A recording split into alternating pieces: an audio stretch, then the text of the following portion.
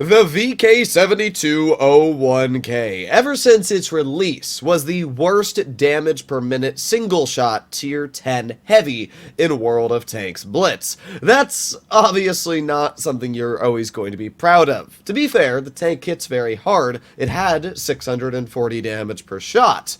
However, in the latest update of the game, Wargaming has buffed the damage per minute, going from around 2,200 to now 2,453. That's a lot of DPM, especially when you realize that the vehicle can also run tungsten shells and adrenaline, boosting that DPM even higher. And even crazier is that Wargaming thought giving this vehicle improved suspension was a good idea. Yeah, the VK72 it's actually pretty insane. The mobility of this tank does not feel like a super heavy. It feels better than a cron, and I mean, it's just stupid. Wait until you see how fast this thing accelerates and turns. And when you add that into the fact the vehicle hits for 600 damage per shot with almost 2,500 DPM, and it's got tungsten, which can increase your damage up to 700, this tank is a little stinky, I'm not gonna lie, it's a little stinkler. So what do we have up against us in this first game? An M5 Yo, an IS-8, and an AMX 5120. Unfortunately, the two tier 10s they have are tank destroyers. It's just so annoying when you could be fighting tier 10 heavies, but instead Wargaming has opted to put two tier 10 TDs on the enemy team. But look at the mobility on this thing. I mean, we are accelerating the same as an IS-8. That is pretty ridiculous when you actually think about it. Now, this crossing here is always a scary one, but I think we should be fine. Yes, okay, we were able to make it. No problems whatsoever. Alright, well, let's keep on going. Is anybody going to cross over towards A side? I honestly have no clue. Again, their lineup is more tank destroyers than really anything else. There's the 183 spotted in the classic TD bush. There's the Conway spotted in the classic TD bush, and the Conway's dead. Well, that sucks for him. Alright, well, let's just drop down, because I'm not going to do anything else if we don't. Keep on going. Look at that, a camping M5 Yo. Alright, anybody else want to sit back here? Well, we're going to put on our tungsten and take a nice... That's not tungsten. I forgot that I swapped the position of my tungsten and adrenaline, but that's fine. I'm still able to hit this guy pretty hard. Let's reload. Let's make sure that the 183 stares at us. Maybe we can get another shot into his vehicle. Unfortunately, it looks like we don't have the gun depression to do so at this current angle, which is obviously not good, but I'm going to let that 183 back on up. We're going to drive right over the ridge, and we're going to give him a big old bonking with tungsten.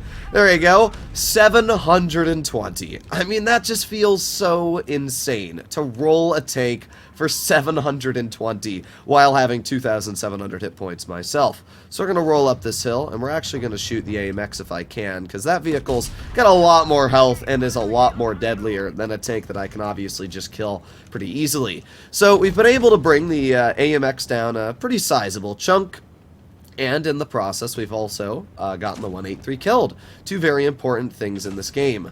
Alright, well, we're going to go wide over here, and we're going to see if I can get some damage into the Yo. Hello, good sir. How you doing? Would you like to play with my tank? I don't think he does. He looks like he's in quite a hurry to get out of this current position. But again, the mobility on this vehicle is a little stupid. So we're going to get one nice bounce, two nice bounces. Then we're going to ram the Yo, bring him down to 13 health. We're going to get some nice bounces here and here.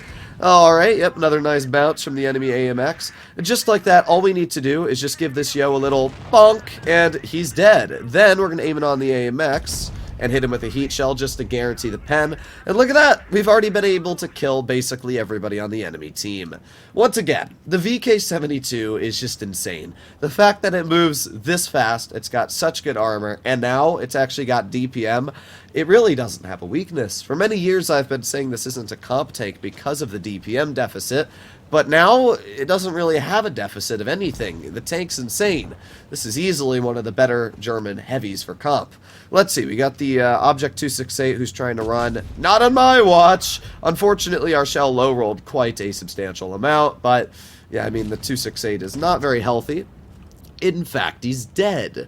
Alright, well, we're already up to 3,000 something damage, and the Type 61 appears like he's going to run away. I'm not sure where the Type is going to run, but Not my problem. We're going to chill right over here. And I think the type might go to this back spot. Yes, it did. Alright, well, let's put on our tungsten. And, oh yeah! HE into the side of the type for 1,050 damage. Which just brought our total from about 3,500 up to 4,500. Well, as we can see, the type is going to try and run. And the type is going to somewhat succeed. We're going to try and get him in the crossing here. Yeah, there you go. Nice. So, pretty good game for our first battle in the VK-72. The vehicle is just ridiculous. The fact that it has this much mobility with 120 tons of weight. The fact that it has DPM. The fact that the vehicle has alpha and armor and everything. The vehicle is just ridiculous now. I would highly recommend for anybody that was thinking about maybe going for a German Super Heavy to get the VK-72, because it's just ridiculous. Also, I should point out, Wargaming buffed the chart cheeks and the side armor on this vehicle in the latest update. Not by a massive amount, but they did buff the parts of the armor that were a bit weak. Once again, just giving you the extra occasional bounce here and there. Let's do another game. In our second game, we are on Desert Sands. Up against us, we have a Chieftain, an E100, a Kranvon, and a T-57 Heavy. Now, that is more of a stock standard heavy lineup. Unfortunately, we are down a heavy, which is not good. They have all tier 10 heavies. We already have a tier 9 heavy, and we're literally missing one, which means I'm going to have to play a lot more passive this game. We're going to have to wait for our opponents to make mistakes, which is fine. Our 113 is going to be playing very aggressive, and with that, we just need to wait for our opponents to make mistakes. So we got the Kron off to the side, and I'm kind of hoping that they overpoke. There you go. Kron does indeed overpoke, and it looks like they are poking quite hard on my 113. Thankfully, the 113 does obviously feature that really solid DPM, so the player's able to get a decent chunk of damage out in return. Let's see if that 57 Heavy's poking. Come on, poke it. You know you want to. Well, E100's poking too. Problem is, with the angle this 113 is side scraping at, it's very hard for me to actually support the player. Also, welcome to the life of autoloaders.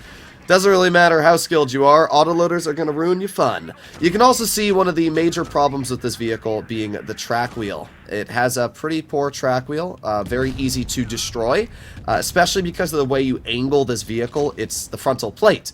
So it's a very tricky tank to actually work properly in some situations.